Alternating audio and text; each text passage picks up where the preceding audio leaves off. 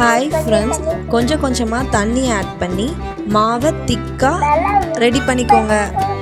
உருளைக்கிழங்க ரவுண்ட் ரவுண்டாக கட் பண்ணிக்கோங்க. எண்ணெய் சூடானதும் உருளைக்கிழங்க மாவில் டிப் பண்ணி எண்ணெயில் பொரிச்சு எடுத்துக்கோங்க.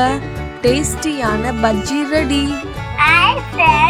பஜ்ஜி ரெடி ஆயிட்டு வாங்க சாப்பிடுவோம்.